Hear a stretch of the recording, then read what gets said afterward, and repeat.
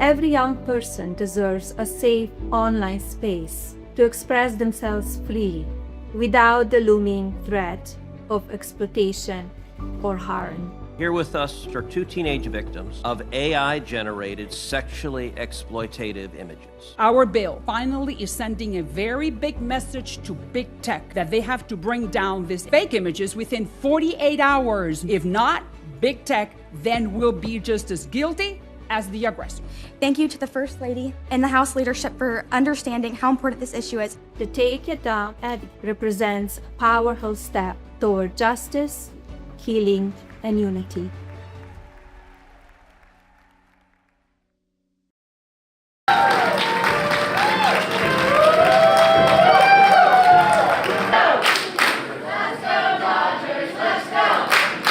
You showed America that it's not about individual glory, it's about the team digging deep and sprinting right through first base. I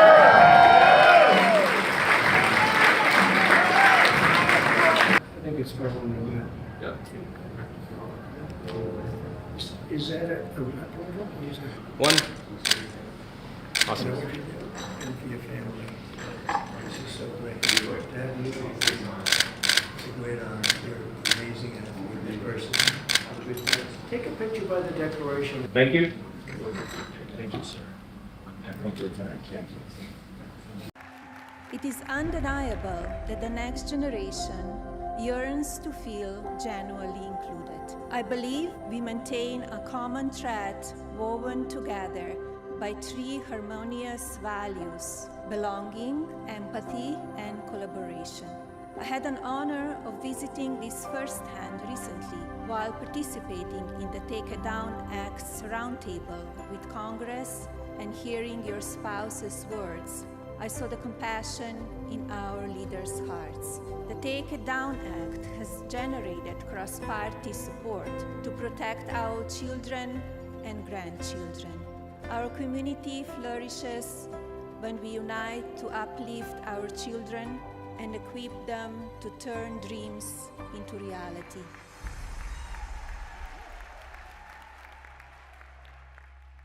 But they're probably down. Prescription drug prices are even to down.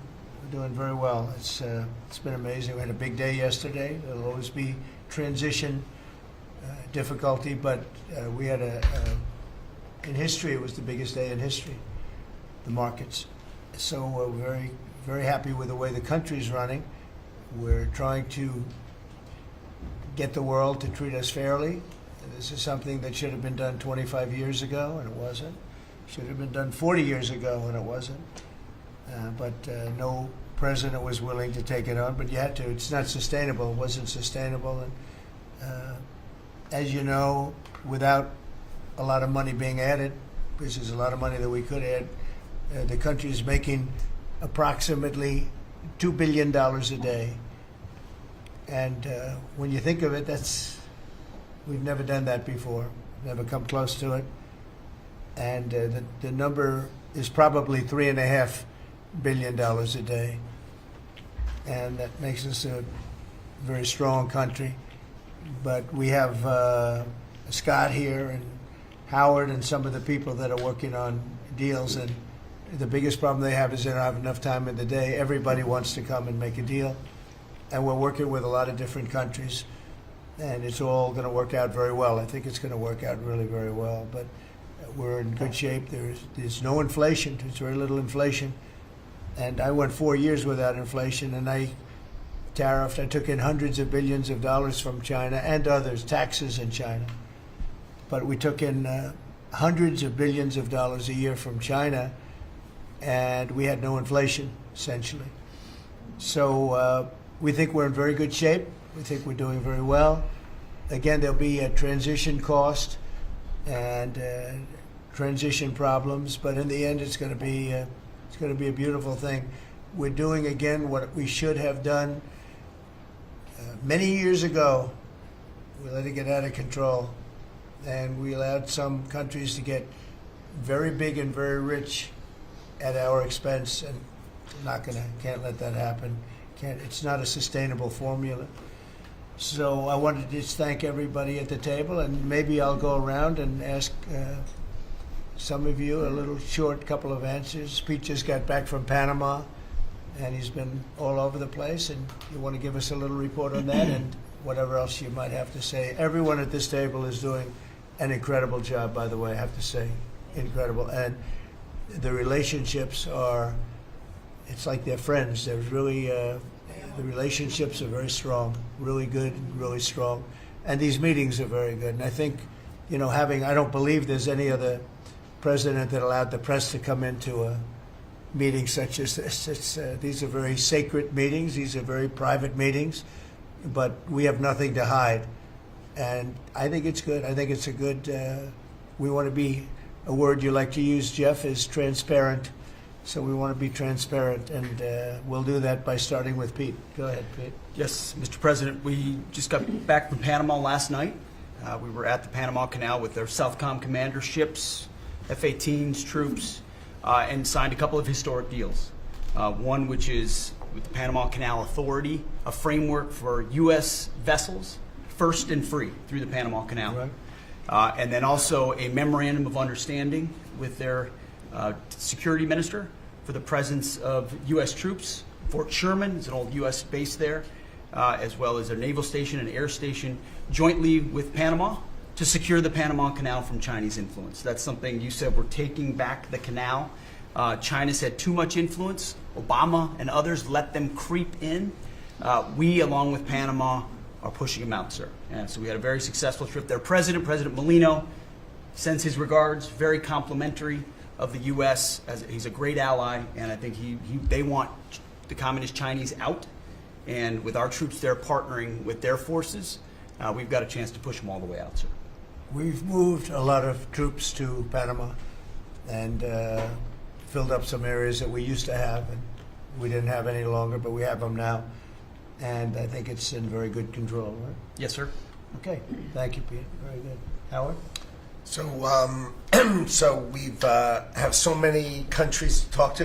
It is, it's incredible. I think Scott and I, I'm not sure we could ever have enough time in the day to talk to all these countries because they want to talk and they want to talk now, and they have come with offers that they never, ever would have come with, but for the moves that the president has made. Demanding that people treat the United States with respect. We're getting the respect we deserve now, and I think you're going to see historic deals one after the other. And then I'm very excited that within a week and a half, we're going to start with the gold card, and the Trump card is coming out, and we're very excited about that, and that's coming soon. So very excited. Good. Thank you very much. Good job. Linda? Well, on a couple of fronts, we have been addressing the issue of anti-Semitism on campuses. There's been some grant funding and contract funding that we've reviewed, and some canceled and some we've put on hold, waiting for that, while we do an investigation. On the other side of what my responsibilities are in having education go back to the states, we're meeting and talking with governors. I was with, this week, all 50 commissioners of education around the country, and because we also want to provide them with tools and best practices as education does move back to the states. Making great progress, great response from the states, and very positive.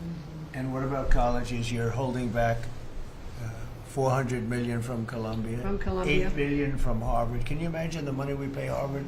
They have a $60 billion fund, and we're giving them $8 billion, and we're trying to figure that out. And then they hire de Blasio, the worst mayor in the history of New York, and they hired the woman from Chicago who was a disaster, total disaster, and they pay them massive salaries, and they're supposed to be teaching you government.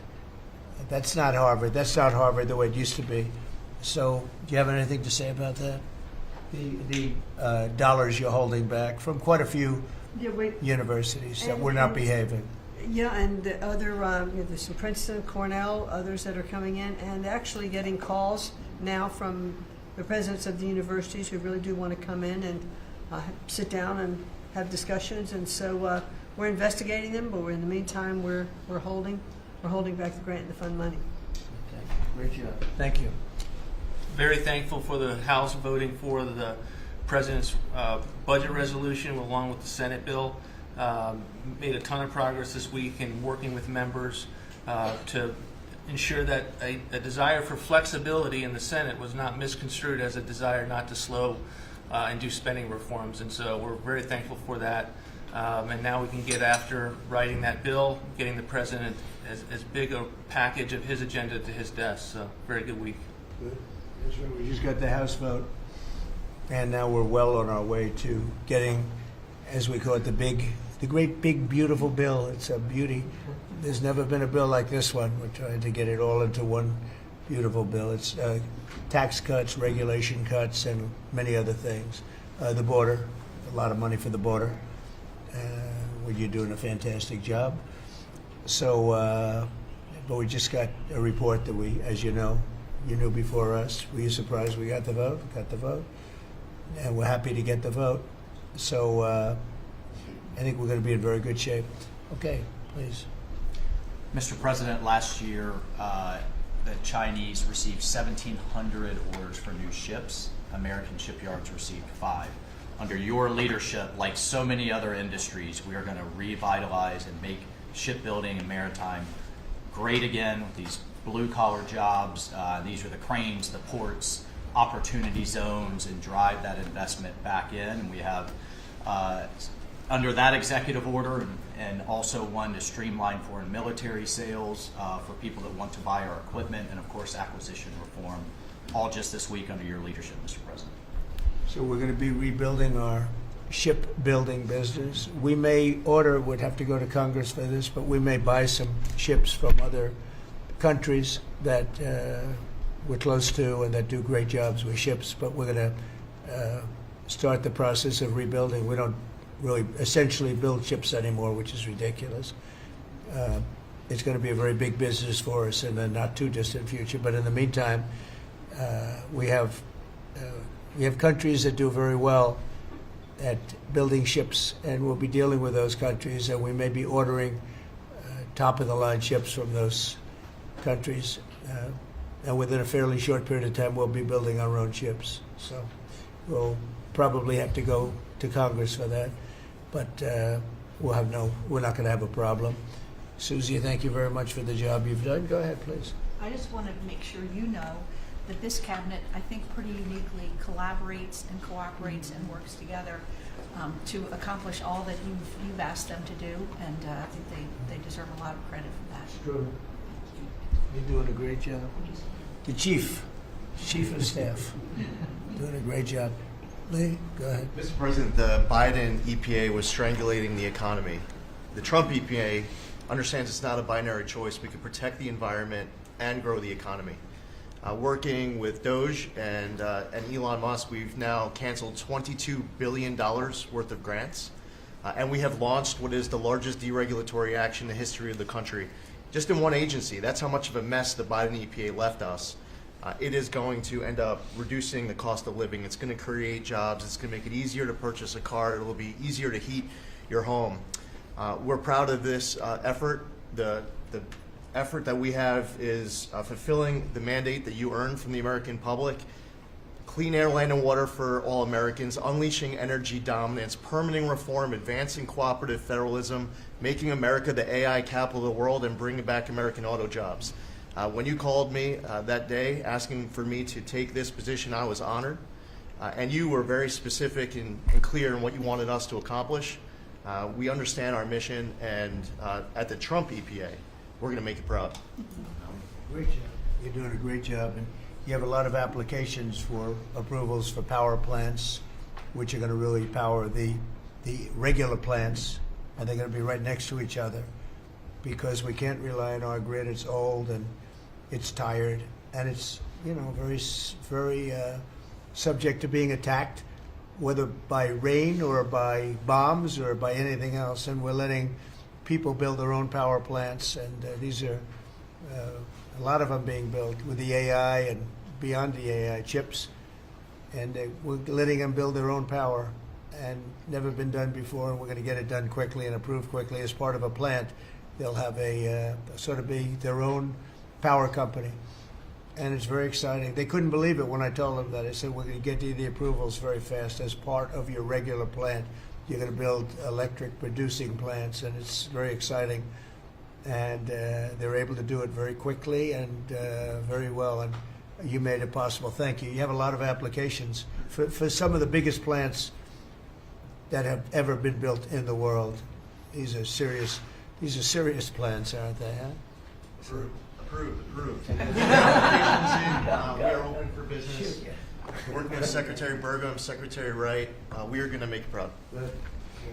Sean? First off, Mr. President, it's Brooke's birthday today, so she keeps getting younger, so happy birthday to Brooke. Thank you. I want to thank you as well for the shipbuilding at EO. Again, to build ships, we also need mariners to sail those ships. I was just up at Kings Point for the Merchant Marine Academy a couple days ago, and we have some of the greatest young men and women who are learning how to be mechanical engineers, to rebuild and fix the engines on those ships, but also how to sail ships. I would tell you that over the past decades, this academy has become, it needs some love. It's been a little bit dilapidated. We have to invest in sailors, and I appreciate you taking the initiative. To be a global power, we have to build ships and have sailors to sail those ships. These are the very people that help Pete should we come into points of crisis to support the military. So thank you for that. Number two, the last administration announced 3,200 projects, big, beautiful roads and bridges. Most of them are good. But they announced them, they didn't sign a grant agreement. 3,200, so the money doesn't go out the door to build the infrastructure in the country. And it's fun to do an announcement.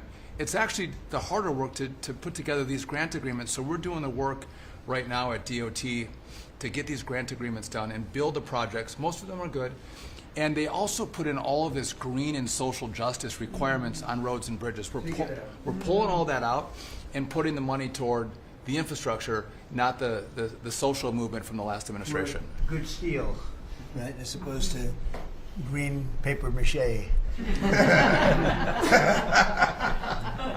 thanks. Great job. Sir, first, we are, I would say, more than friends. We've all become family, and I think that what you have assembled in your vision is a turning point and an inflection point in American history. And so just being a part of that is the greatest honor. So thank you for that. And again, just the relationships here and the honor and respect we have for each other is a reflection of you and your leadership. So I just wanted to say that first. The second thing I want to say is that on behalf of the farmers and ranchers, food security is national security. We have to be able to feed ourselves. And your idea of using tariffs along with deregulation and tax cuts, but your idea of using tariffs to ensure that we are putting forward and putting America first, no one understands that better than our farmers and our ranchers. But having said that, emerging from 4 years of Biden with a 30% increase in inputs for our farmers and ranchers, with an almost $50 billion trade deficit. When we left the first time, it was zero, meaning that they are hurting. So the period of uncertainty we're in, they know that your vision will move us into an age of prosperity for all Americans, but for my people, for the farmers and ranchers, unlike any they have seen before. And I think they are really, really excited and so grateful for your leadership. But also, you have never failed to say that you have the backs of our farmers and our ranchers. It was the first phone call that I had after I was voted with the Senate. And that message just resonates with an almost 85% support of you in the last election. They're with you. Interestingly, the biggest budget driver at the United States Department of Agriculture is not farming and ranching or agriculture, it's food stamps. And so as we emerge and embark, Secretary Kennedy and I, on your vision of making America healthy again, a massive part of that is realigning and reworking our food stamp program so that it better serves those who need it. And yeah, to the point of getting the transgender, DEI, Green New Deal out of the USDA and realigning is really important. So It's out of the thank military, you. right? Sir. Is it 100% out, would you say? 99.9, sir. We're going to get that last point. Get the rest of it But thank you, sir. We've got a much different military, I will tell you. Thanks very much. Good job. And eggs are down Eggs are big, down. right? Yes, Big. yes, sir. Wholesale prices. Retail will come. Easter is the Super Bowl for eggs. So, you know, there may be a little fluctuation, but no, we feel really good about it. Thank you. That's what I hear. Thank you. Thank you. Good. I'd echo what Howard said on the trade queue, that we've got over 75 countries that want to come in. So it'll be Treasury, Commerce, Jameson at USTR, and we're putting a process in place. And as you said, you're going to be part of the negotiations too, because you know, I've had these countries call me up and the Secretary Bessent, we're happy you're going to be negotiating. I said, well, President Trump's going to be involved too. Every So detail. bring your best deal on the budget. It's moving quickly in the House and the Senate, thanks to your leadership. We're also going to have debt ceiling in there, so we're going to get an increase in the debt ceiling. So, and that will be the done and dusted for Part of the bill that we just got to vote on today. So. part of the bill. It'll be done and dusted for 2 years. We won't have to worry about that. And then I gave a speech yesterday to 1,400 small and community bankers, and they were so happy to hear from your administration. And I told them Wall Street's done great for the past 4 years, 10 years, 20 years. It can continue doing great, but it's Main Street's turn now, and it's those small bankers through deregulation, through emphasis on Main Street, your Main Street agenda, bringing back jobs, that is going to power the smaller communities. And then finally, the bond auction went very well yesterday. We had a lot of foreigners show up as the support, showing that the U.S. is still the best place to invest. The inflation report, as you said, was quite good. And energy prices are down more than 20% since January 20th. Amazing. That's great. Very good numbers. Great number. Thank you. Pam? President, we've had some great wins in the last few days. That you were overwhelmingly elected by the biggest majority. The U.S. Americans want you to be president because of your agenda, and the courts are ruling that you have the authority to determine how the money of this country will be spent. That's what the American citizens wanted, and that's what they're getting. An example of that Friday was the Department of Education, that you can determine how the money will be spent. No more DEI. And that impacts every agency across the board. On the civil side again, NLRB, we had a big win in the Supreme Court there. OPM, a big win there. But also 16,000 workers there. But also on the criminal side, the Alien Enemies Act. We are winning there. And your directive to me was to keep America safe, and that's what we're doing. Whether it's the alien enemies, all of these gangs, and they are enemies of our country. They are terrorists, they are organized crime, they have come here, they are extremely organized, they are spread throughout our country, and they are creating terror. And no more under your directive. And that has stopped. Yesterday in South Florida, we charged 11 defendants with $500 million of pure cocaine coming into our country to kill our kids. They were caught. They will be prosecuted to the fullest extent of the law. These gang members are going back to where they came, or they're going to an El Salvador prison at your directive. And you also gave us a directive to prosecute the people who are going after Tesla to the fullest extent of the law. Some of the greatest police work I've seen. We've made 4 arrests. There will be no negotiations at your directive. They're all looking at 20 years in prison, and within the next 24 hours, you're going to be seeing another huge arrest on a Tesla dealership, President. And that person will be looking at least 20 years in prison with no negotiations. That's great. That's great. That will stop it. Cold. Domestic terrorism. Thanks. Doing a great job, too. Thank you very much. Lori, please. Mr. President, accountability matters. That's what we're recognizing. With our partners at the Department of Labor for Government Efficiency, just a few weeks ago, we realized there's about $4.4 billion in COVID funds that were not used, that the state coffers were just holding on to. Out of that, we've returned $1.4 billion back to the state treasury, so essentially to the American people, and we'll go back and claw the rest of those billions of dollars back. And on the heels of that, late last night, we're understanding unemployment insurance fraud. That trust needs to be whole for the American people. When we need it for who deserves it. That's not what we're seeing. And the numbers that we saw last night, again, exposed by our partners at DOJ at the Department of Labor. Since 2020, over $400 million of payments have gone out already. And when you hear these numbers, apparently in the United States, we have over almost 25,000 people who are over 115 years old who are collecting $59 million that we have sent out to people. Talk about fraudulent behavior. Mr. President, 28,000 people between 1 and 5 years old have collected fraudulent payments at the tune of $254 million has gone out. And lastly, 10,000 people who have not been born yet, 15 years into the future, $69 million, and they haven't even been born yet. In one case, they will be born 129 years from now. The United States government sent them $41,000, and they're not born yet. So, under the Department of Labor, those are the things that we're uncovering. I couldn't be more honored to tell the American people that we're bringing back their dollars and we're saving them and returning them to the United States Treasury. Also, jobs numbers. Last Friday, 228,000 new jobs were reported. That is good for the American people. That is my primary job, is to grow that workforce under your leadership. So we've kicked off the America at Work tour, and we'll be visiting all 50 states, and I'll be working with my colleagues here to do just that. So thank you, Mr. President. We're going to grow this economy. We're going to keep our focus on the American worker. So you're finding tremendous fraud, though. Those numbers are really bad when you're Unheard of.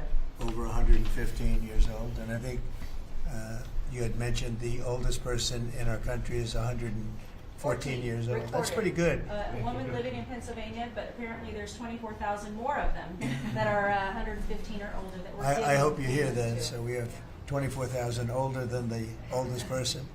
Definitely did. That's terrible. And what are we doing about that? How do we get that money back? Yeah, so we're working with our IGs to do that further investigation. The House and Senate, we had a 5-year statute of limitations. We've got an extension on that, another 5 years. And so the goal, in my opinion, we should never have a statute of limitations to return the American dollars back to the Treasury when there's fraud. But at this point, we will continue to work hard and double down and return those dollars to the Treasury. Great. Thank you. Thank you. Great job. Misty?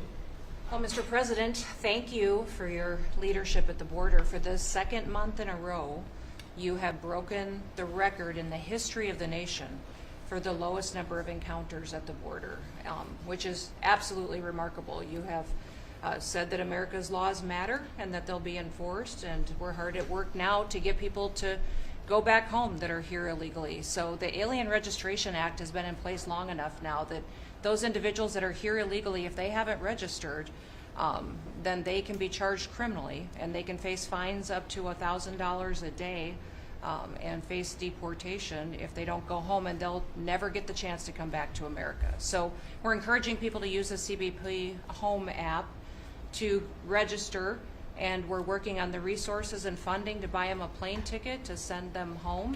I went to El Salvador, Colombia, and Mexico, and those countries and others are thinking about setting up programs to support these individuals when they get back to their countries. So when they get there, they'll have housing and food assistance, and so making sure that these folks have the opportunity to go home so that they can get the chance to come back to America is important. And So it's a very big self-deport operation that we're starting. thousands of people have already Yeah. self-deported. Well, we're just going to, when you have 21 million people that need to go home because they're here breaking our laws, then we need to facilitate that. And I've been working with the governors a lot lately on several different issues. One of them has been on FEMA for recommendations on how to do exactly what you've directed us to do. And then also I sent a letter and communicated with them that they need to be setting up a SCIF. Some of our governors don't have secure facilities to have national security issues. I think one of the jobs Homeland Security has is to give communication down to states, to local cities and communities. And so recommending they get a SCIF, they have secure comms with them at all times or nearby so that they can have national security conversations, and then to have somebody in their office designated that is their communications person. A lot of them have emergency management officers, but they don't necessarily have somebody designated when it comes to a national security issue that we may need to communicate with them on. And I think American people need to know that Real ID will be required to travel on May 7th. So those governors have been notified to communicate that at home. We don't want anybody to get delayed and not be able to travel when they get to an airport. And this will also help us bring integrity back to all of our IDs and how they're used for issuing driver's licenses. And governors know how I feel about making sure their driver's licensing system has integrity, because a lot of people use their driver's license to vote. And the backbone of our country and the foundation is election integrity. So we're giving all those directions to our governors and communicating that so they can lead on it as well. And we're going to work with people so that if they go out in a nice way and go back to their country, we're going to work with them right from the beginning on trying to get them back in legally. Is that right? A chance to come back. So it gives you real incentive. Otherwise, they never come back. They'll never be allowed once a certain period of time goes by, which is probably going to be 60 days. We're also going to work with farmers that if they have strong recommendations for their farms for certain people, we're going to let them stay in for a while and work with the farmers and then come back and go through a process, a legal process. But we have to take care of our farmers and hotels and various places where they need the people.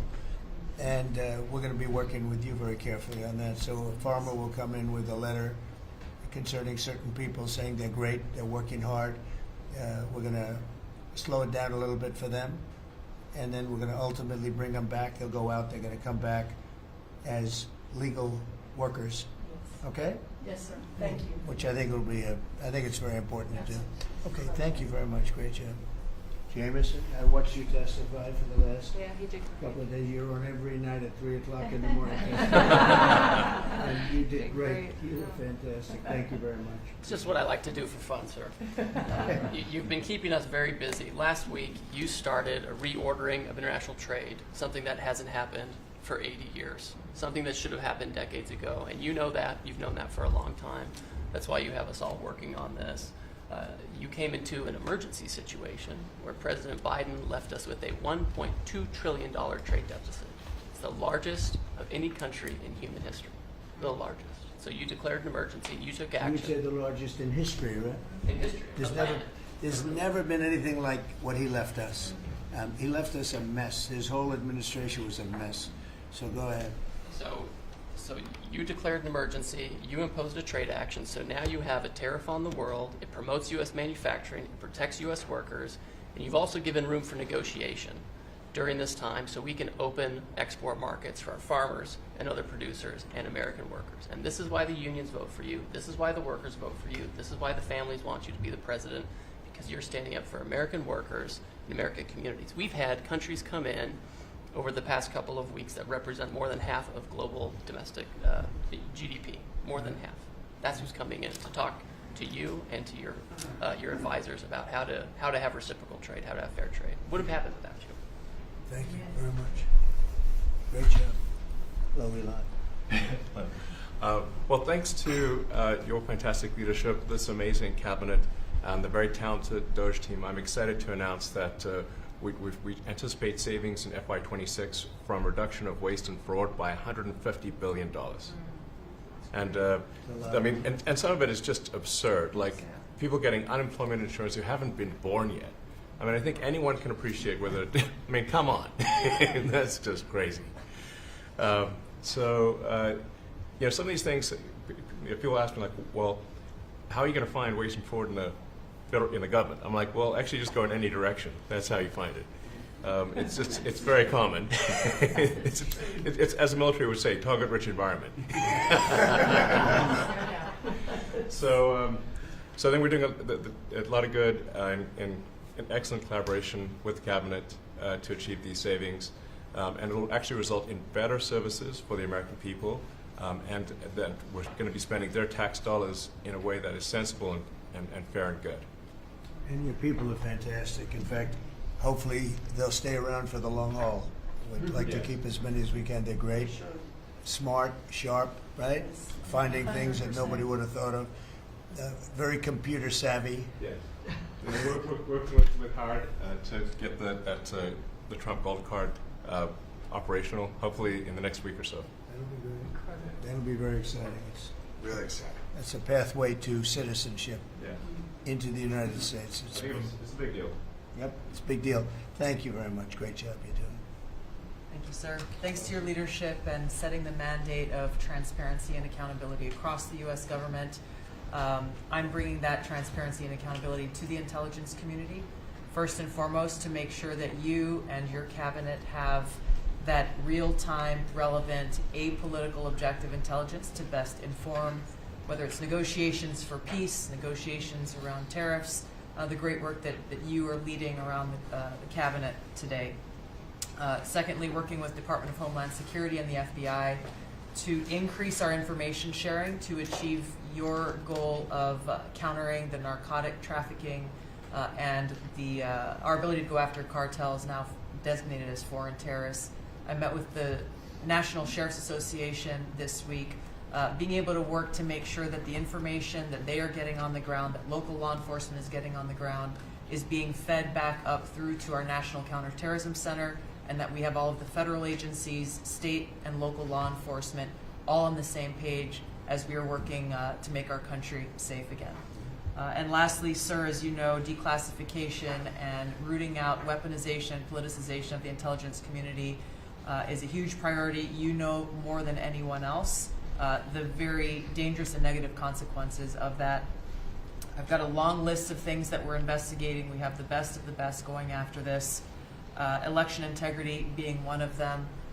We have evidence of how these electronic voting systems have been vulnerable to hackers for a very long time and vulnerable to exploitation to manipulate the results of the votes being cast, which further drives forward your mandate to bring about paper ballots across the country so that voters can have faith in the integrity of our elections. And lastly, we've been scanning. I've had over 100 people working around the clock to scan the paper around RFK, Senator Robert F. Kennedy's assassination, as well as Martin Luther King Jr.'s assassination. These have been sitting in boxes in storage for decades. They have never been scanned or seen before. We'll have those ready to release here within the next few days. That's great. Bobby, how do you feel about that? That's hitting, I'm very that's gratified hitting to close, hear. That's hitting close to home, isn't it? Yeah, huh? no When you kidding. think, I'm thinking about Bobby when that statement's made. I'm very grateful to you, Mr. President. And you'll let Bobby see some of this because, you know, it's very personal stuff. But it's time. I've asked him, and his response is, put it out. The world needs to know the truth.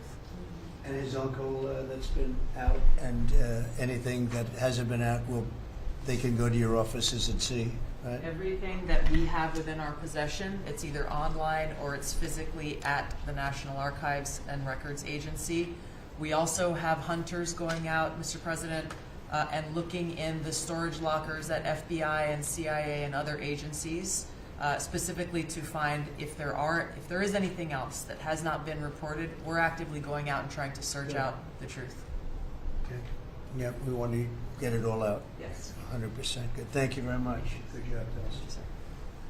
Mr. President, on behalf of America's manufacturers, I want to thank you for standing up to the Chinese Communist Party and fighting for our main streets, for our workers, and for those that make things in America. I'm out on a Made in America manufacturing tour, and as I go across the country, people are grateful to have a president who's not just fighting on the tariffs fronts, but to get inflation down, to create jobs. After Biden destroyed 110,000 manufacturing jobs in just his last year, you've already brought back thousands and thousands of manufacturing jobs. So the American worker is grateful. Main Street is grateful for you. And at the agency level, we're making sure that manufacturers have access to the capital they need, but we can't do that if we're not fighting fraud. So we've modified our loan applications to have citizenship verification, to make sure we have birth dates, common sense principles around lending that the Biden administration had waived. They waived $450 million of fees in 1 year. We're restoring that for the American taxpayer. And the American taxpayer, as tax day approaches, April 15th, they need to know that this cabinet, this administration, and thank you Elon Musk and Doge for fighting for the American taxpayer to make sure that their hard-earned dollars are well spent, that they have a return on investment for this country, and that we're fighting for them just as you are every single day. So thank you, Mr. President. Thank you very much. Mr. President, we are working at HHS to advance your agenda to make America healthy again. I'm working with Lee Zeldin to reassess the fluoride rules based upon the August release by the National Toxicity Program of new science that shows a direct inverse correlation between exposure to fluoride and IQ loss, particularly in children. Lee and I were in Utah this week, to announce that Utah became the first state in the country to ban supplemental fluoride. I'm working with Brooke on, and governors now in 24 states who are advancing MAHA legislation to get soda pops off of the food stamp program, off the SNAP program. We've launched Operation Stork Speed to get the bad chemicals out of baby formula. We're working with governors across the country to get good food into the school lunch programs and to get rid of food chemical dyes and other bad chemicals that are in our food. We've shown now that this directly affects academic performance, violence in the schools, and mental health, as well as physical health. We are working with governors across the country to get cell-to-cell or bell-to-bell legislation to restrict the use of cell phones in schools, which again dramatically impacts academic performance. Today we announced a dramatic reduction in animal testing at NIH and FDA. We're going to switch over to AI, which we've now found is much more precise in identifying the impacts of toxics in various products. We're working with Elon, who's done an incredible job to eliminate the redundancies and to streamline operations at all the health agencies and to recalibrate our trajectory to your agenda of making America healthy again. And finally, on the CDC has done an amazing job at getting the measles outbreak under control. We have about 680 cases now in 22 states, compared to the same outbreak in Europe, which is 127,000 cases and 37 deaths. Our numbers in this country have now plateaued. And I want to thank CDC for that. And we're trying to refocus the press. We've had 3 measles deaths in this country over 20 years. And we're trying to refocus the press to get them to pay attention to the chronic disease epidemic as you've asked us to. We have now 38% of American youth are pre-diabetic. This was unknown 30 years ago. Every child that becomes diabetic, there should be a headline about them. We have 100 million adults who are pre-diabetic or diabetic. And we have, we have now, the autism rates have gone from now most recent numbers we think are going to be about 1 in 31, 1 in 12, so they're going up again from 1 in 10,000 when I was a kid.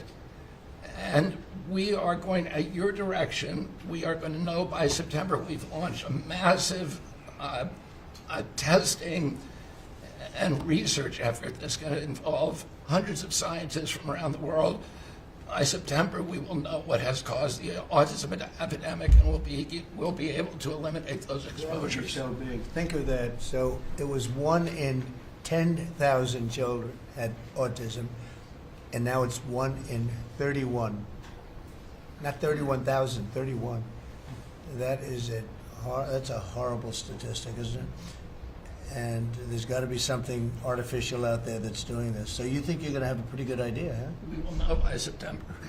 There will be no bigger news conference than that. So that's it. If you can come up with that answer where you stop taking something, you stop eating something, or maybe it's a shot, but something's causing it. It can't be from 10,000 to. Can you imagine that, Martha? That's a big number. Thank you very much. You're doing great. Thank you, Bobby. Please. Well, Mr. President, one of your primary administration goals is to make sure that we unleash American energy, and of course the strategy behind that is when we do that, it helps make it more affordable for all Americans. Energy isn't just industry, it is the foundation of every other industry, whether it's food, manufacturing, clothing, transportation. And then also when we've got the ability to generate and not just be energy independent but energy dominant, then we have the opportunity to sell energy to our friends and allies versus them buy it from our adversaries. And our adversaries were funding terrorism and conflicts against our allies by their oil and gas sales that were going through a Swiss cheese set of sanctions. So with your creation of the National Energy Dominance Council, over half the people at this table serve on that. Everyone has been engaged, whether it's interactions with negotiations with other countries, with putting sanctions in place that actually work, with cutting deregulation, working on biofuels, building infrastructure for transportation. There's a whole range of things that are being tackled. But when in the outcome of all that is that the Biden administration was restricting supply, you're increasing supply. When you increase supply, then prices start to come down. And we have a huge opportunity to do this.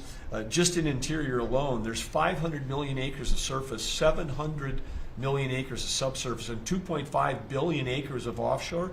And the Biden administration was trying to restrict this so that you couldn't get a timber lease, you couldn't cut a tree, you couldn't graze a cow, you couldn't develop oil and gas minerals, and you couldn't develop the critical minerals we need for our technology, for our defense industries, and to be able to help us win the AI arms race against China. So we're opening up this, and with your executive orders and your work, we've on Tuesday, historic day, you ended the war on beautiful clean coal, which has been going on since Obama took office. China gets 60% of their electricity from coal. They're opening up they've opened up 94 gigawatts of coal in the last year as part of this AI arms race. 94 gigawatts, that's enough for 94 Denvers to be able to, 1 gigawatt per metro area like that.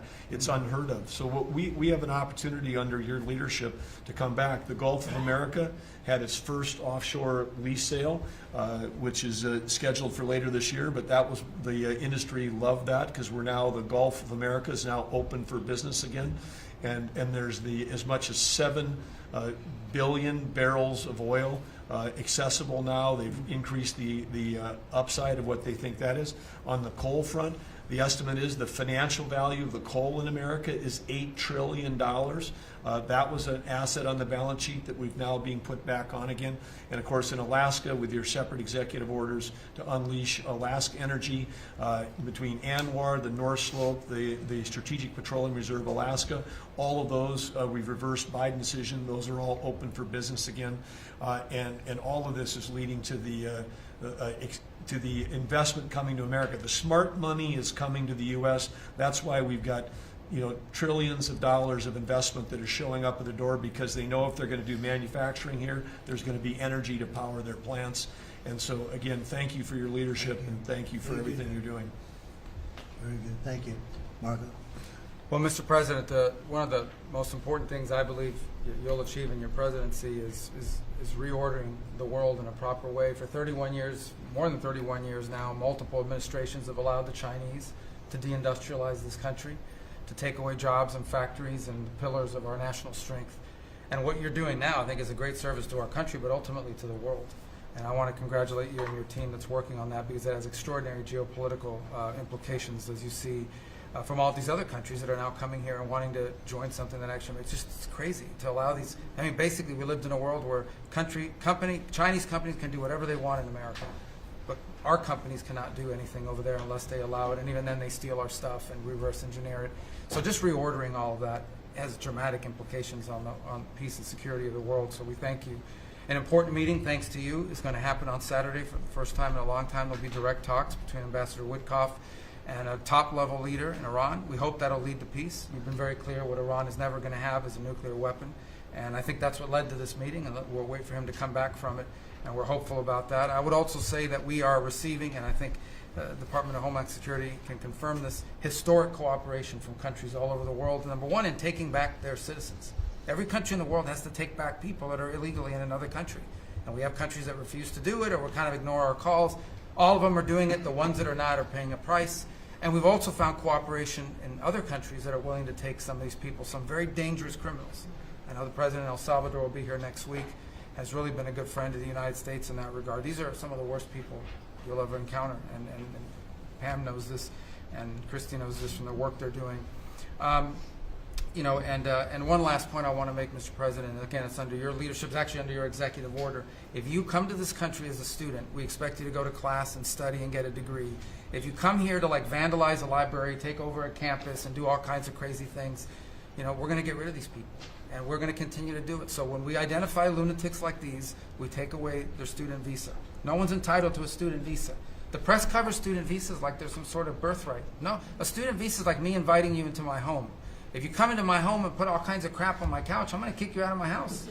And so, you know, that's what we're doing with our country, thanks to the president. And last but not least, very important development this week, but both Pam and I are very excited. The finest higher education institution in the United States, University of Florida, is also now the national champions in basketball, and we hope you'll host them here soon, Mr. President. Go Gators. They're coming. They're coming. Good for the SEC. They're coming, guys. Congratulations. Well, thank you very much. You're really doing a great job. We appreciate it. Any question?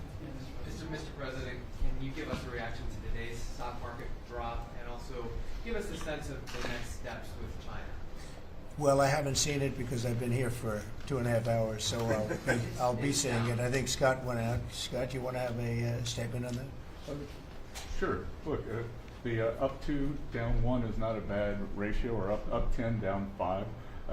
And I think as we have talked about, as we go through the queue and settle with these countries who are going to bring us their best offers, you know, we will end up in a place of great certainty over the next 90 days on tariffs. But we had very good inflation numbers today. Oil's down. We had a successful bond market. So I don't see anything unusual today. And next steps for China, sir? Well, we'll see what happens with China. We would love to be able to work a deal. They've really taken advantage of our country for a long period of time. They've ripped us off beyond nobody.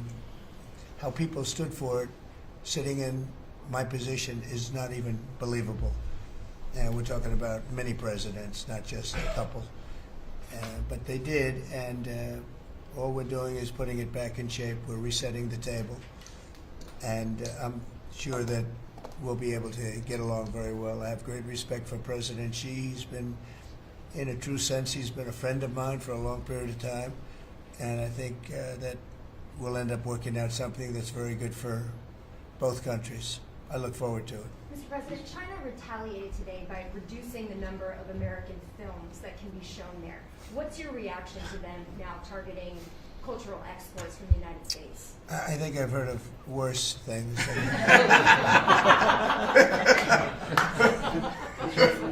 Yes, please. Also on China, the Ukrainians say they have evidence that Chinese soldiers have been found fighting for the Russians in Ukraine. Can the U.S. verify this? And if so, what does the U.S. plan on doing to China to counteract that? We'll look into it, but I think beyond that, we're really looking to get that war stopped. They're losing 2,500 and even more than that young people a week. They're Russian and they're Ukrainian. They're not American, but they're people. And we're seeing if we can get it stopped. And I think we're making progress. I appreciate the ballerina who was released. It was at the request of a very good friend of all of ours, actually. Dana White called me and he said it's the friend or the relationship of one of the fighters for UFC or one of the fighters. And Dana's an incredible guy, and we spoke to President Putin about it, and they made a deal. They released the young ballerina, and she is now out, and that was good, so we appreciate that. We hope that we're going to be able to make a deal relatively soon with Russia and Ukraine to stop the fighting. It's so senseless. It's such a horrible thing. It would have never happened if I were president, but it did happen, and we were given that card. And I think we're going to get it. I think we're going to get it stopped. Got to get going. We got to get it. We have to move it faster. Likewise with the hostages, We're making progress. There's 59 hostages, but only 24 of them are living, and that's the way it's been presented to me by the mothers of some of the dead, mothers and fathers of some of the dead hostages, and they want the bodies of their baby, as they say, their baby, their young boys. They want them back as much as if they were alive. It's amazing, because when I met the hostages 2 weeks ago here, I couldn't believe what they had to go through, by the way. But when I met them, they said, yeah, there's 59, but 24 are living. And they actually consider, I guess if you're a parent, you do consider it this way, that the remainder who are dead, the 24 that are alive, the remainder that are dead, they want them back just as much as they would want them back if they were alive. It's really pretty amazing and pretty sad. So we're getting close to getting them back. We have a lot came back. A lot of people are very grateful. And some came back in pretty bad shape. Some came back, they're okay. I think they're going to be scarred mentally for a long time, because if you sit down and talk to them, as I have, what they went through is incredible. But we're making progress.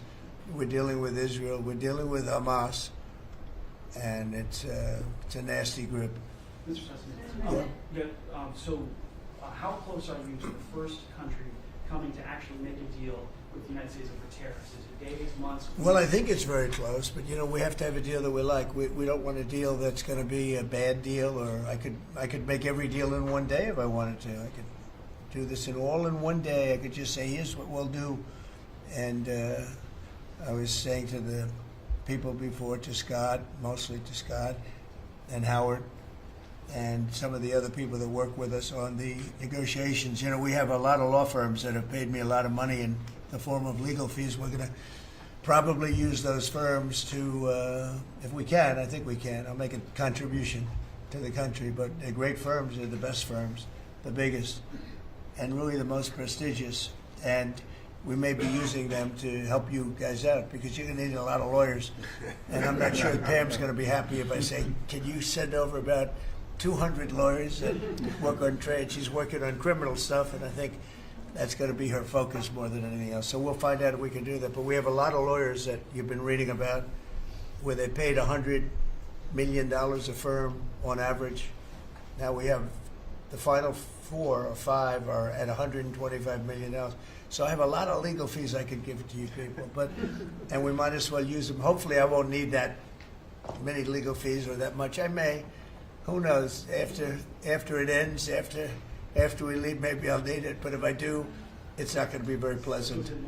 So I think we're going to try to use these very prestigious firms to help us out with the trade, because we have a lot of countries. But we want to make deals that are proper for the United States, not just we can make deals easily. We want to make them proper. Mr. President, if you aren't able to reach the deals that you want to see at the end of the 90 days, will you put those higher tariffs in place, or will you extend? Well, that's what would happen. I mean, if we can't make the deal that we want to make, or we have to make, or that's good for both parties, it's got to be good for both parties. You wouldn't. And then we go back to where we were. Go back to the numbers that you announced last week. I think so. You wouldn't extend the pause. Yeah. We'll have to see what happens at that time. Thank you, Mr. President. You said yesterday you were considering some exceptions for companies. Can you talk about what you're considering, and then also on the reciprocal tariffs that would be substantially lower? Is the same math formula going to be used, or is that tossed out? I'm not considering now for any country or company, but it's possible that I would. But I'm not. We don't have that situation right now. People understand where we are, what we're going to do, but it could happen. It's called flexibility. You have to have certain flexibility. What are you planning on using the money that you're gaining for revenue through the tariffs on? Paying down national debt, reducing taxes, creating good budgets, helping Christie with the border and all of the other things. I built hundreds of miles of wall, as people now understand, 571 miles of border wall in the first administration. But we're going to beef it up, and we're going to add more. And the numbers are incredible. Really, the numbers are what's taken place. We had great numbers, but these numbers are topping my last administration. And Christie and Tom Homan have done an amazing job, but you know, it's an expensive process. This weekend, where they used to have hundreds of thousands of people standing there pouring through the border in Tijuana, Mexico, this weekend they had nobody. You had a man sweeping this massive piece of concrete, which is, you know, the area where they said massive. And I've looked at that during the Biden administration. You couldn't see a piece of that concrete. There were so many people on it. You couldn't, if you had helicopter shots, you couldn't see concrete. Now, this weekend, you had nobody there but a man with a broom sweeping it and cleaning it up. Pretty amazing. It's really an amazing job. But it will be used for that. It'll be used for a lot of things. It'll be used by the Department of Justice for doing a great job. Pam is doing a fantastic job. So it's going to be used for a lot of different things. Mr. President, on the 10% tariff, is that a basement? Is that the It's a floor? baseline. Can countries negotiate that to bring that It depends down? on what they're adding. You know, some countries we have massive deficits with, or they have big surpluses with us, and others it's not that way. So it depends. That's why it's really they're all different. Every country is different.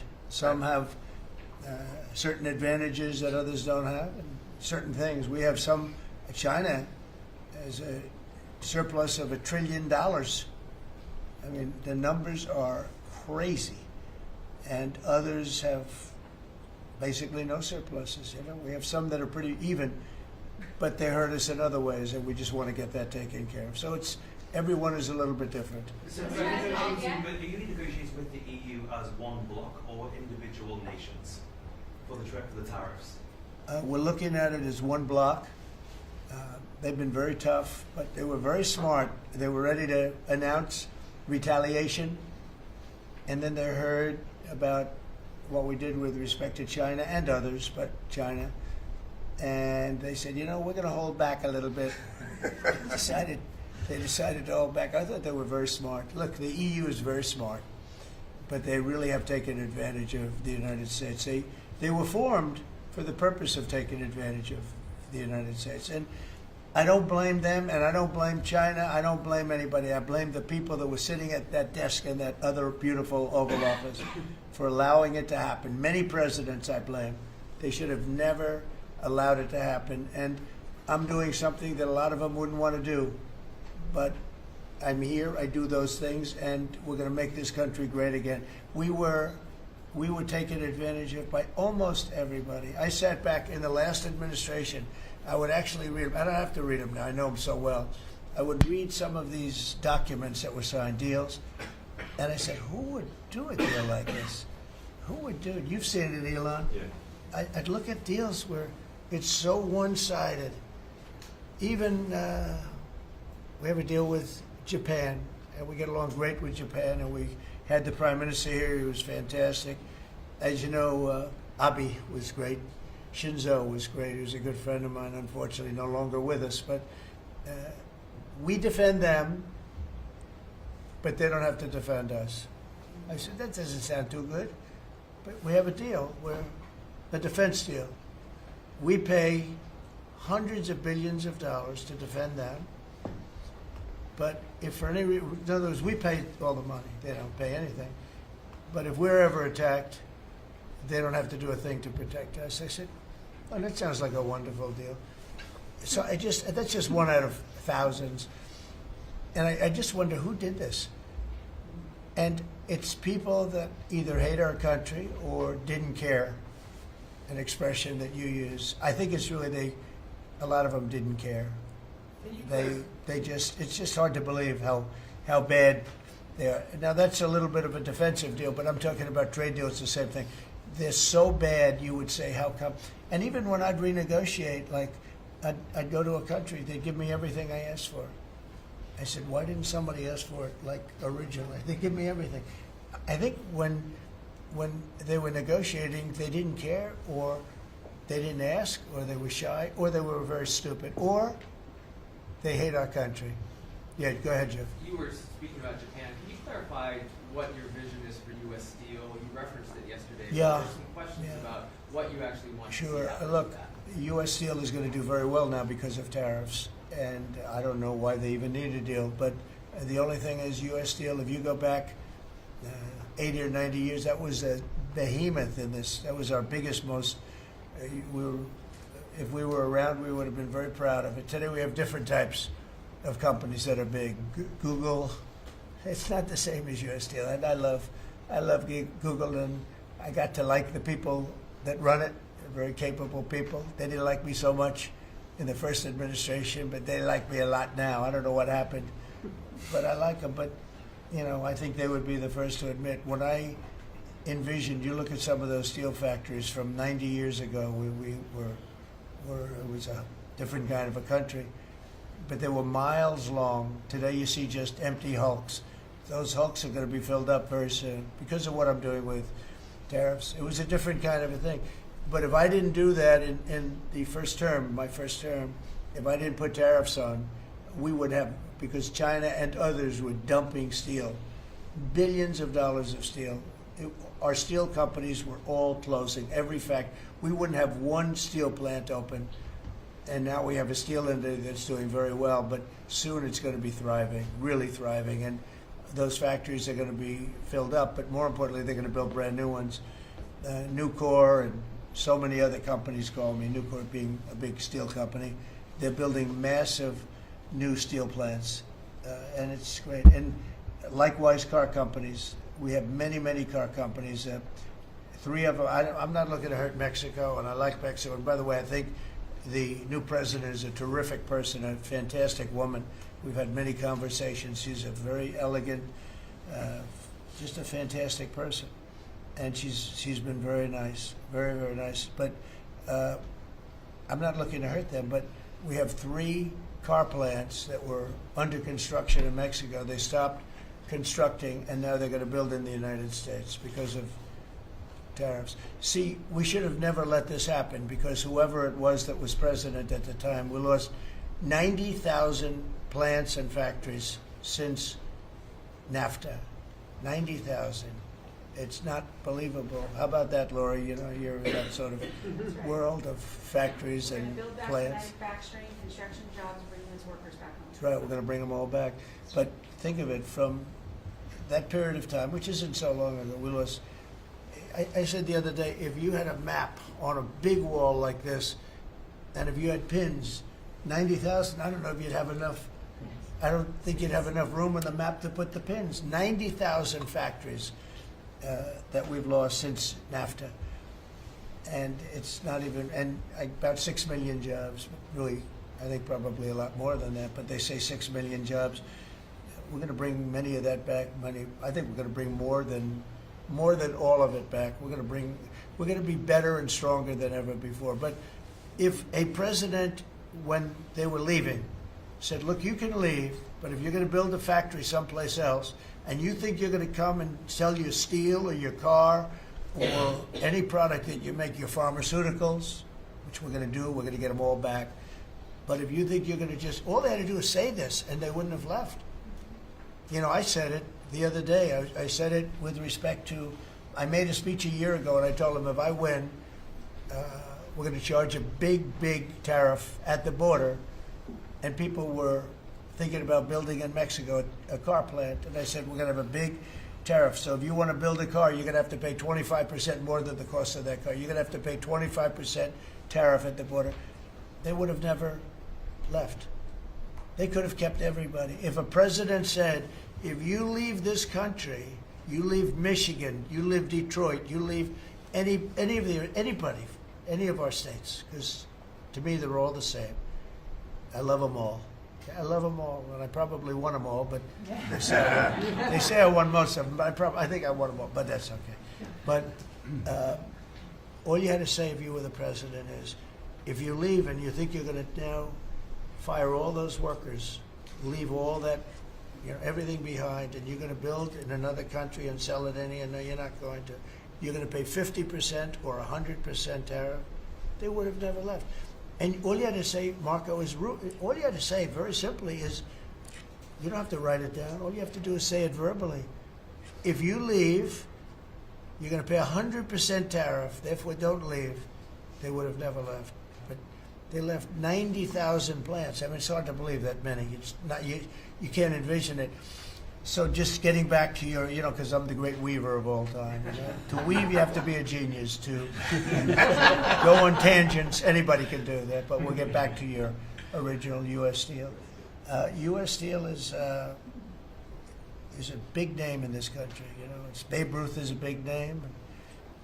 We have a lot of big names, but not too many. U.S. Steel is one of the great names in the history of our country. And normally I wouldn't mind so much. I wouldn't be thrilled with it. But to buy for a foreign country, and we love Japan, but for a foreign country to buy that cherished U.S. Steel brand, that's hard for me to do. And maybe somebody else may want it.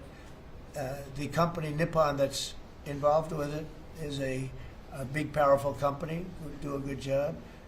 But why can't they just build a plant themselves? I mean, why do they have to, take U.S. Steel? So as you know, I rejected the deal. Now they've come back in a different form. They're coming back as an investor. And I feel better about that, I guess. But, I know them very well. I know the thinking. It's the investor. They'll invest, and somebody else maybe is sitting in this chair, and they will no longer have an investment. They'll have the whole thing. That's the way it works. They're very smart. They're very, very smart people. We're dealing with very smart people throughout the world. Great geniuses, actually. Look what they've done to our country. And again, I don't blame China. I don't blame anybody. If I could have done it, if I were in that position, I'd have great respect. I have great respect for the people. They ripped off the United States, and all we had to do, have a president that knew what the hell was going on, and none of those countries would have left. Those companies, none of them would have left. So that's a little lesson in basic business. And it's really basic business. It's not complicated business. It's very basic business. And we'd have every one of those car plants going just the way they were 30 years ago. None of them would have left, but now they're coming back. Mr. President, the Labor Department has confirmed that $400 million went to fake people for unemployment benefits. Yeah. That's sort of your initial reaction. I think it's terrible. I just heard it from Lori, and I appreciate it, and you heard it from Elon's people, right? That's right. Elon's done a fantastic job. Look, he's sitting here, and I don't care. I don't need Elon for anything other than I happen to like him. But I'm telling you, this guy did a fantastic job. I don't need his car. I actually bought one and they said, "Oh, did you get a bargain?" No. I said, "Give me the top price." I paid a lot of money for that car. But honestly, he makes a great car. You know what I do with it? I let the people in the office drive around in it. Margot and Natalie, they're all, Chamberlain, they're all driving around the most beautiful car. It's gorgeous. But I did that as a sign of, just a show of support. Numerous people have done that. Just a show of support. Because, he's done a fantastic job, but he hasn't been treated properly. Hasn't been treated properly, yeah. Mr. President, can you talk to us about your communications with China? Has President Xi reached out at all since the tariff? Well, I don't want to say who's reached out. I just say that I think it's going to work out, hopefully well. Including TikTok? They're very big. It's hard to get over, if you're me, what they've done to our country. They've destroyed our economic base to a large extent. The good news is we're very vibrant, and we're going to get it back fast. We already have. Look, we're making $2 billion a day now, and during Biden, we were losing $3 billion a day. Biden was a disaster. He was the worst president in the history of our country. And to me, worse than that, because the money you can make if you have the right guy in this position, worse than that was what they did on the border. By allowing the jails of the world, not South America, all over the world, to be opened up so that we take everybody from Africa, Asia, South America, Europe, the bad ones. They opened up their jails and they dumped them in the United States. And now this beautiful young woman who seems to be, boy, she loves what she does, though. I think she loves what she does because she's a patriot. She hates to see it. and Tom and all the people. But for us to spend, hundreds of billions of dollars this is just, I don't know. They either hated the country. Who would do this? Who would want millions of people to pour through an open border? We have no idea who the hell they are, and just walk right through. And half of them, whether you like it or not, you could look at them and you could say, they are not going to help us. These are some rough people. But they'd empty out their jails, and they'd empty out their mental institutions, insane asylums, and they'd let them into the United States of America. And inflation we can fix, and all of the other things we can fix. We'll get it going. But this is something, it's such a horrible thing. And it's really hard. We have to do deportations. Now we're doing self-deportation. We're coming up with all sorts of ideas. And they must have known it's not going to work out well. And, we want people to come into our country, by the way. We need them badly for the jobs. But we want them to come in legally. They have to come in legally. They have to show that they can love our country. Thank you very much, everybody. Thank you. Thank you very much. President, Democrats are making allegations about market manipulation yesterday. Thank you. Thank you very much.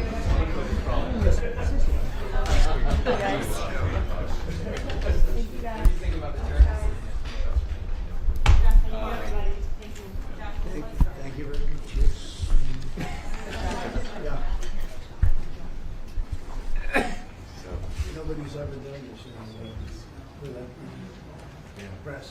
Let's have the cameras go. We just had Or we let it, no. They have cameras. We just came from a press conference where there was discussion about legislation to try to, for example, get rid of additives to food on a state level. You've told me earlier today that in places like Europe, they simply don't have these kind of additives. So I would love if you would share if there is a plan to sort of get it from the top down, to speak to the food companies and say, how can we get it out of the food so that we don't have to go state by state by state and get it out through legislation? I mean, one of the first groups I met with when I came in, when I was, after I was sworn in, were the big food companies, all of the major food processors and producers in this country. How'd that go? And it went very well. And I think they're at the point where they see the writing on the wall. And, one of the things I said is that the food dyes are kind of the most egregious because they don't use them in any other country. They're clearly associated with a grim inventory of diseases, including cancers and behavioral diseases, neurological diseases like ADHD. And it's very, very well documented. And they're making, in many cases, the same products in this country that have those dyes, and then they use vegetable dyes in Canada, Mexico, and Europe. So can't you say to them, hey, we want the stuff you're making there? Yeah, that's what I said to them. And there was no real pushback.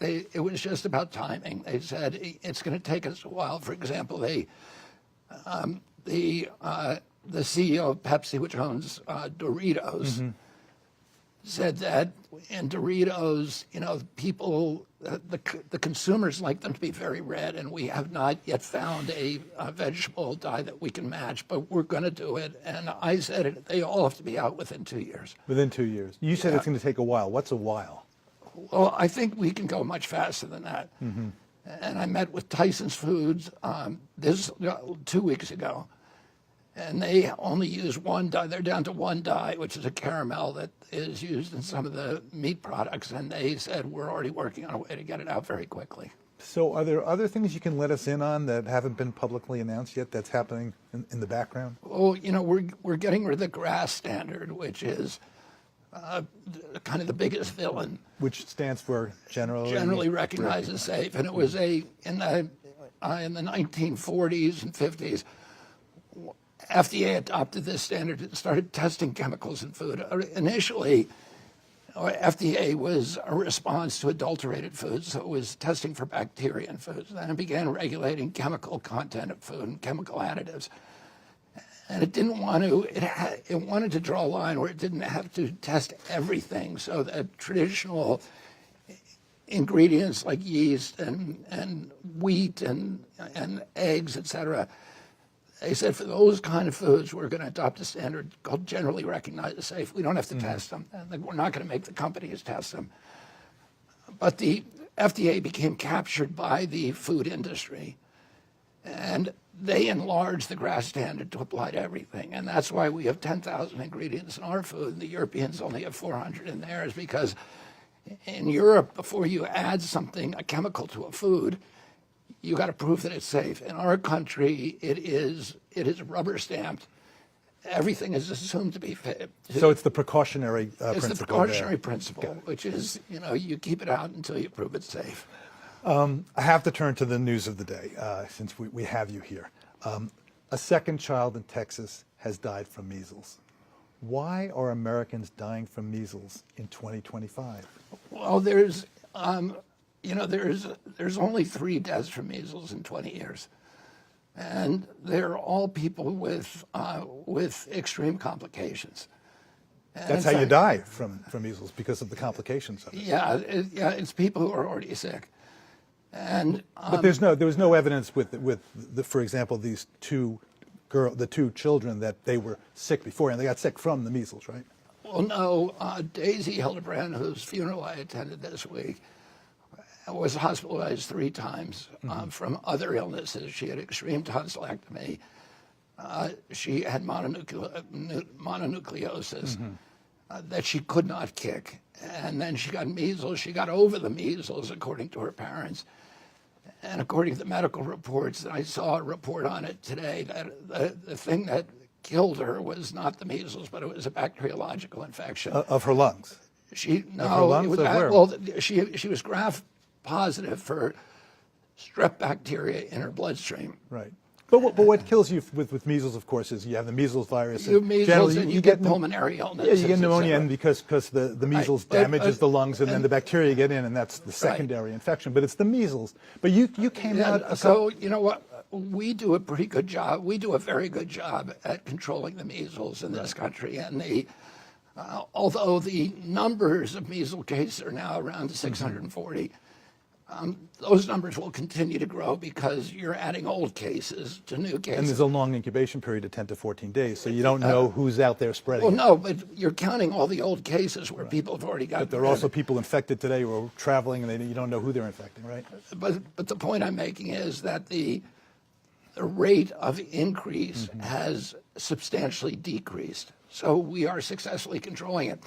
I mean, I'll compare it to Europe, where they've had now 127,000 measles cases compared to 840 here, and they've had 37 deaths. So you ask, why are we still having measles? We're having measles we're always going to have measles, no matter what happens. As the vaccine wanes very quickly. But I guess the issue here is, and I'm so sorry for interrupting you, the issue was like a couple of days ago, you did come out and said, and why don't you tell what your statement was about measles vaccine? Because I was interested to read that when you tweeted that. Measles vaccines limit the spread. Well, you said it was the most effective way to limit the spread. But with President Trump's position and my position, is there's people who do not want to get vaccinated, and that's their choice. Right. And we ought to be able to treat them. And we ought to know how to treat them, and doctors ought to have the best information how to treat them. Understood. And we're focusing on that. But prevention, of course, is better. We encourage people to get the vaccine. Right. Because it does limit the spread. Right. And it prevents it, right? It's preventing the illness. 2 doses, 97% effective. And you said that. Yeah. 2 Louisiana babies have died of pertussis. That prompted Senator Cassidy to tweet, and I'm reading this because I want to get it exactly right. No child in Louisiana should die from a vaccine-preventable disease. Please protect your child with a vaccine. Would you consider making a similar statement? Well, the pertussis vaccine is, No, he's just saying about a vaccine. Would you consider making a statement saying, please protect your child with vaccine, even if you want to say specifically the measles vaccine, and because there is a measles? Well, I would say definitely so for the measles vaccine. Because you see where I'm getting at, right? We need good science on all the vaccines. There's some vaccines, like the pertussis vaccine, that don't prevent transmission, and there are That in some ways can be dangerous too, because what can happen is that people do not become symptomatic, and yet they're capable of spreading it. I understand that. It's one thing, though. I'm so sorry to interrupt, but I know we have like 20 minutes, and I want to just make sure I get through, and I want to get back to food. It's one thing to say the measles vaccine is the best way of preventing spread, but it's another thing to then say, and therefore, we suggest that you get the measles vaccine. We encourage people to get the measles vaccine. Okay, so that, I mean, I think that's actually the next step, and that's news as far as I'm concerned that you're saying that, because, you know, there's the issue of the federal government. We talked about this earlier when we were talking about food, that what's the position philosophically of the federal government in terms of public health? The federal government's position, my position is people should get the measles vaccine, but the government should not be mandating. Understand, not, and the same thing we talked about food. You know, but I've always said during my campaign and every public statement I've made, I'm not going to take people's vaccines away from them. What I'm going to do is make sure that we have good science so that people can make an informed choice, and we are doing that science today so that we know the risks of that product, and we also know what the benefits are. And right now, we don't know the risks of many of these products because they're not safety tested. And I understand that position, but just to be clear, you are saying, and we do on the federal level, and you personally do recommend that people get the measles vaccine. And when I say they're not safety tested, what I mean is they're not adequately. Many of the vaccines are tested for only 3 or 4 days with no placebo group. I want to move forward because I know time is ticking, and thank you for even giving us this time. But I don't want to leave the subject without saying you just went to the funeral of a young girl who died from measles, Daisy, right? What was that like for you? You know, it was very heartbreaking. It's a community that's lost 2 children over a very, very short period of time to a 6-year-old girl, Kaylee Fair, and the 8-year-old girl, Daisy Hildebrand. And, you know, I've spent a lot of time with both parents, both sets of parents. And it was, you know, in some ways it was very nice to be able to actually meet them in person and spend a whole day with them and share their lives with them and get to know their community, which was very welcoming and loving towards me, and to attend these very, very moving services for these girls and to meet people, these extraordinary people who are so resilient and so God-fearing and resourceful and just kind. You saw a community. I mean, the Mennonite community was beautiful to me because I went to a large lunch with the whole community, and you had, you know, boys and girls sitting together, and nobody was on a cell phone, and they were talking to each other, and they were being part of a community, and it's, you know, I think it's an ideal that the rest of us ought to be emulating. You know, as a physician, it's one thing to like look at something that's going on across the country. It's another thing to be in the room where it's happening. And I wonder if you had any epiphanies, any revelations just to yourself as you were sitting there and listening to people and thinking about what had happened. Did it change you in any way? Well, you know, it was a very moving day, and I just appreciated the welcome the community gave me, and you know, I just appreciate the way that they live. Let's move on to the last week's staff reductions and the coming reorganization. I think there are a lot of questions, and I've sort of been down in the trenches talking to people and hearing sort of the uncertainties. Between all of the resignations and retirements and the layoffs, the number of employees has been reduced by about 25%. Are things going according to plan? Well, yes, they are going according to plan. And, you know, our agency grew by 38% over the past 4 years. Right. So these reductions just bring it down to pre-COVID levels. And the agency, you know, grew over the last 80 years or 70 years, and it grew in a way that's very unwieldy. We have 100 communication departments. We have 40 procurement departments. We have 40 IT departments. We have 9 HR departments, and many of them have computer systems that can't talk to each other, that are incompatible. Or that are faxing to each other, right? And then we also had 28 different institutes or sub-agencies, and many of them were redundant. So what this reorganization is meant to do is to eliminate the redundancies, to streamline the agency, and to reorient it so that we are trying to make America healthy. Because a lot of times people, when they live in silos, become, their mission comes to accomplish a very, very narrow task. I get it. And I want everybody at that agency to wake up every morning like I do and say, what do I need to do today to make America healthy again, and to imbue them with and inspire them with that sense of mission. And we need to streamline the agency to do that. Whenever you make such enormous changes, things are going to be disruptive. Of course, and some it's things are not. disruptive. Right, it's disruptive. So are things being disrupted, like, for example, monitoring food and drug safety or preparing for the next pandemic? Do you have a sense that that's being... No. You don't think so? No. In almost every situation, the cuts we made were administrative cuts, and they were redundancies. In some cases, we cut programs, but we only did that when we consolidated them into another program. So the task will continue. Their mission will continue.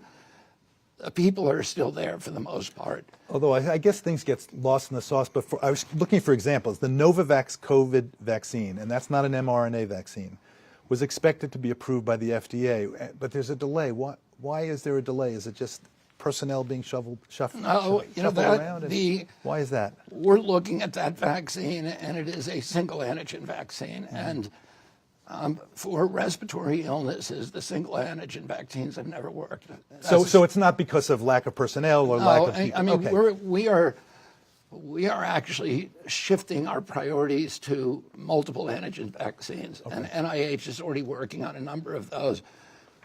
So that's the answer to that. I get that. Last week you said 20% of those fired were by mistake, and you knew that was going to happen.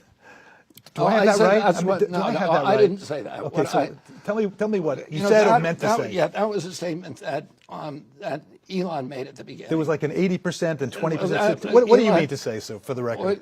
What Elon said to us at the beginning in our cabinet meeting, and I think it made a lot of mistakes, it made a lot of sense, is that when you do, our government, we're spending $2 trillion more than we have each year. And that's existential, and that's a public health issue.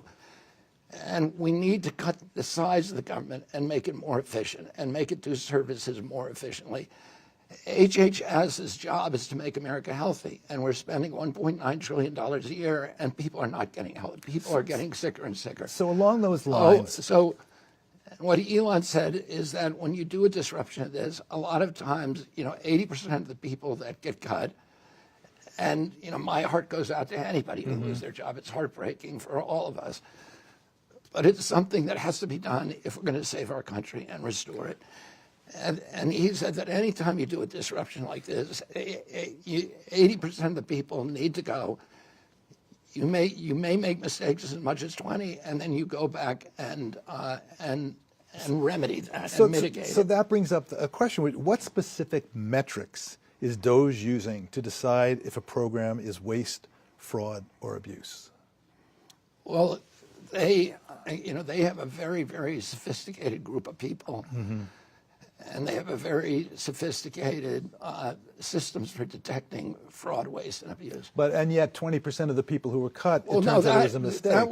That was a hypothetical. But a lot of people were fired and then rehired, right? So I just wonder, I'm just trying to imagine, and I've also, run a company in the past, wouldn't it have been better, or was thought given to, say, before firing them, going through and saying, what is that job? What is that job? Line by line by line, and saying, I think that person's job maybe isn't needed. This has to be eliminated. That would have been another approach, and it's the approach that has failed for 60 years. Because you mean it takes too long? It takes too long, and you lose political momentum. You need to do. But there are some casualties, the 20%. Yeah, and there are going to be casualties, and there's going to be mistakes. And what our job is, as we reconstitute this agency, to make sure that those mistakes are rectified. Good, and we're moving along nicely. So I want to go to the cuts to research and programs. You proposed more than $11 billion in cuts to local and state programs addressing things like infectious disease, mental health, addiction, and childhood vaccination. Did you personally approve those cuts? I'm not familiar with those cuts. there's- We'd have to go. We'd have to go. There's like more than 50 pages of cuts that I actually went through. The cuts were mainly DEI cuts, which the president. There were a lot, but I'll give you. I mean, I actually my eyes are blurry from going through them, and I understand because my eyes were blurry why you might not have seen every one of them. But for example, about 750. You talk about diabetes, adolescent diabetes, so important. About $750,000 of a University of Michigan grant into adolescent diabetes was cut. Did you know that? I didn't know that, and that's something that we'll look at. Yeah, so I mean, that's, I wonder, should these be considered DOGE cuts? These? Well, I couldn't speak to that, Dr. LeBuc, because I'm not familiar with that particular study, but there's a number of studies that were cut that came to our attention and that did not deserve to be cut, and we reinstated them. Our purpose is not to reduce any level of scientific research that's important. So that's I'm so glad you said that, because figuring out what's important is tough, right? Because you may not know at the time you're doing basic research what will end up being super important later on. For example, a discovery made in 1970 ended up leading to the monoclonal antibody therapy against COVID that helped save the life of President Trump 50 years later.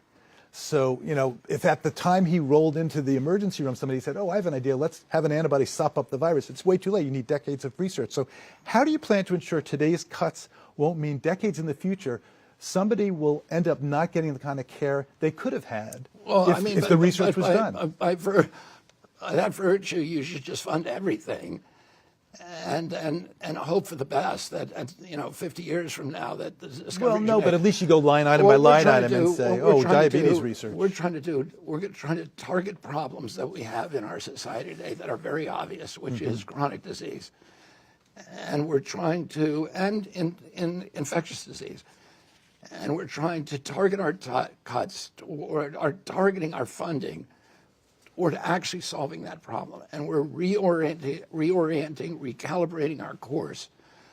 And we look at everything and say, is this designed to make, is this likely to make America healthy? And you have to do that. Anybody who's funding research makes those decisions. And it's tough, right? Because you know as well as anybody, I would think, that you just may not know. If you go back to 1970, there's a plasma cell that we can fiddle around with to make one type of antibody. Why would anybody want to do that? Cut. And then it turns out 50 years later, it ends up helping to save the life of President Trump. So I think, what's it like for you in this position to be making those kind of, life and death decisions now? Luckily, I have an extraordinarily talented group of people, probably the most talented people who have ever worked at NIH. Jay Bhattacharya, who was at Stanford, Marty McCary, who's running FDA, who came to us from Johns Hopkins. These are among the top researchers and doctors in the world. So those are the people you're going to be talking with? Who are you talking with? I talk with them every day. With them every day? I talk with them every day, and they share my aspirations and President Trump's aspirations that we want to do. We want to make sure that America remains the hub of scientific research in the world. And yet, I've been up to some of these universities, and there are people who are worried about brain drain. They're saying, look, it's tough enough to be a researcher. I'm out of here. I'm not. And even people in high school and college are saying, you know what? It's too tough. I don't know what's going to be funded. I'm out of here. And so people are really worried about brain drain. I don't think anybody who's doing good research has anything to worry about. And who's deciding what's good research? Well, at this point, it's going to be Jay Bhattacharya and Matt Mamoli, who's the top flu researcher at NIH, is going to be running NIAID. And were they involved in the cuts that were already made? Those more than 50 pages. Well, of those cuts? a lot of the cuts were made by DOGE. Yeah. They were cuts that targeted specific areas. As I said, I have to look into these. I know some research got cut that we didn't want to get done, and we've been able to restore it. But most of it, virtually all the cuts were DEI cuts. Got it. You've been a rabble-rouser your whole life. From the outside, what's it like to be on the inside now? It's good. I mean, it's the best job I've ever had. I look forward to going to work every day. I'm working with immensely talented people, and you know, as you probably know, the greatest joy of going to work every day is if you are mission oriented and you're working with exceptional people, and you know, I have that privilege. I know I'm running out of time, so I'm going to say, if you could change one thing about the pharmaceutical industry, what would it be? You know, I think what we need to do is to realign our incentives in this country. At this point, pharmaceutical drugs are the third biggest killer of Americans. And so pharma has given us extraordinary inventions and extraordinary medical treatments. But the profit orientation of the industry has sometimes given us also perverse outcomes, and outcomes that, you know, we need to do everything that we can to guard against. And what we are trying to do, our overall objective, is to realign the incentives for the industry, for hospitals, for the entire medical establishment with our public needs, which is to make America healthier again. You know, in 1960, when your uncle was president, 13% of American adults were obese. And as you well know, that number is up to about 42% or something like that. And so you have this problem of you wanting to make America healthy again, so creating an environment where the young people come into a much better environment and they don't become obese. But you also have all of these millions of people who already are obese. And we know that the GLP-1 agonists, for example, are really the most effective way of treating them. So I know, so what are you going to do in terms of coverage of the GLP-1 agonists for people on Medicaid and Medicare? Because you have to simultaneously have the next generation come in and be healthy, but also you can't just ignore the people who it's really the best thing to do to decrease their risk of dying prematurely and getting diabetes and everything else. You know, what GLP agonists, which are extraordinary drugs, aren't they? Are available to anybody who's got diabetes. So anybody who's diagnosed as diabetic or pre-diabetic are entitled to that drug. But obesity. What about obesity? And for morbidly obese, for people over 30, I think it's over BMI of 27 with some heart risk, and then over 30. We're looking at a regulatory framework for making it available to people under insurance. It will be available to anybody who wants to pay for it. We are reducing the cost. We're going to reduce the cost. Will Medicaid and Medicare cover it? Well, they want. Let me finish in telling you what our blueprint is.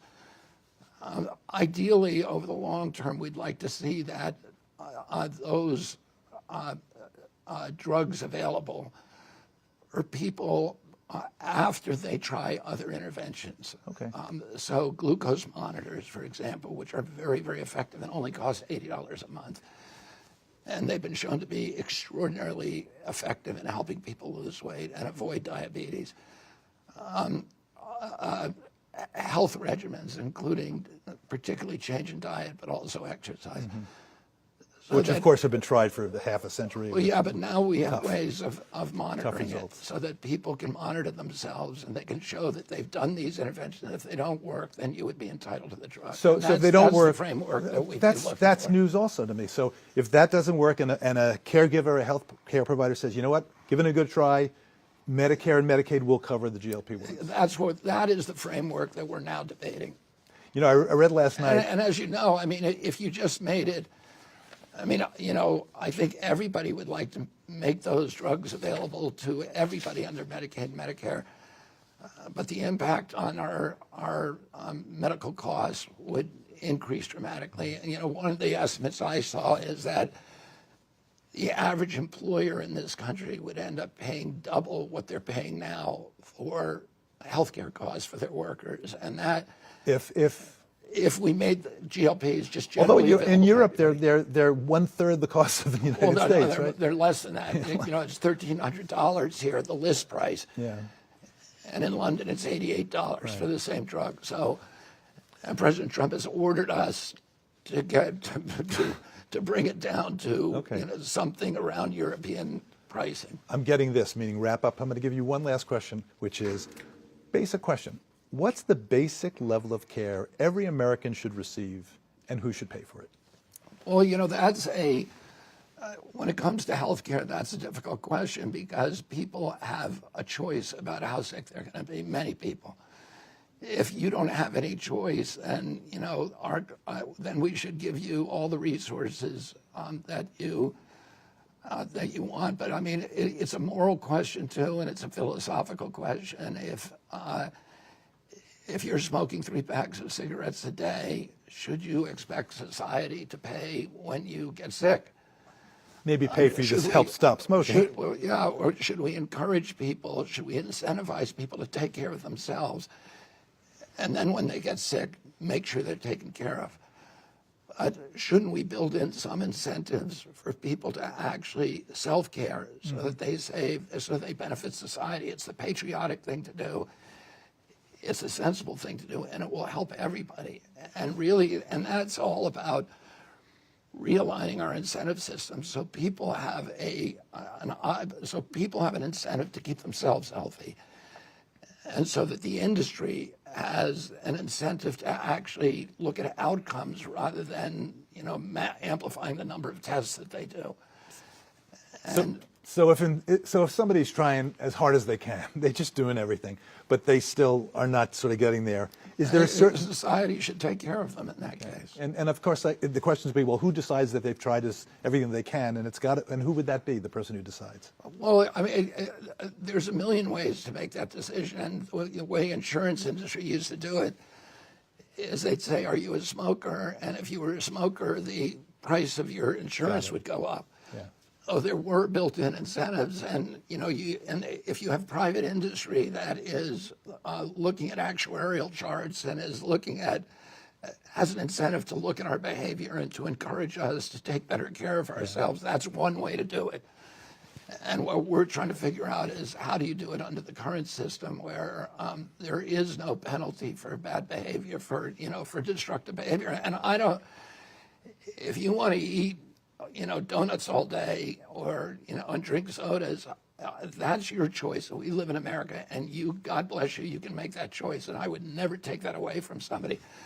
But in terms of, should you then expect society to care for you when you predictably get very sick at the same level as somebody who is born with a congenital illness? And, these are all moral questions, they're philosophical questions. But they're also pragmatic questions that we need to be thinking about and we need to be answering. And the way to do that, the best answer to that is to realign our incentives so that the economic incentives to individuals and to industry align with the public health outcomes that we desire. Well, that leaves us ending on Albert Lee, Minnesota, right? One of the Blue Zone creations. Have you heard about this, Dan Buettner? No. So Albert Lee, Minnesota, he tried to, about the Blue Zones, of course. Yeah, of course. And he tried to recreate it in Albert Lee, Minnesota. And he talked to the chefs, and he talked to the mayor, and they made new walkways where people could go, and they made the whole place healthier. And it was remarkable. In a couple of years, they had extended people's predicted lifespan. People were healthier. And that was by creating an environment where you didn't have to make a choice. Like in Sardinia, people are healthy because guess what? Every morning, the church is at the top of the hill. They got to walk up the hill and then walk down the hill. So the idea is to make an environment where you just trip over good health. The food is good. There's no other choices. You have to walk from one place to place. And I wonder how you scale something like that. And that is exactly the mission that we're working toward now. Is it really? Is how do you, there are many businesses in our country that have adopted those kind of protocols.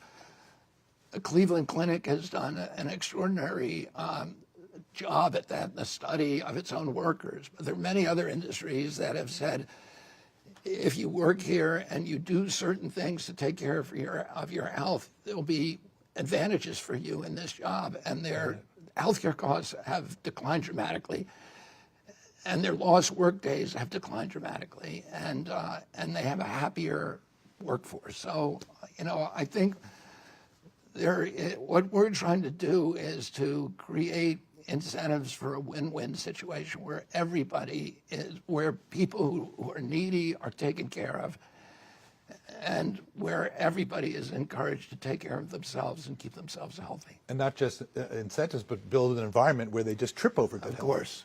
Thank you so much for all your time. Thank you very much for having me. Mr. Secretary, I really appreciate it.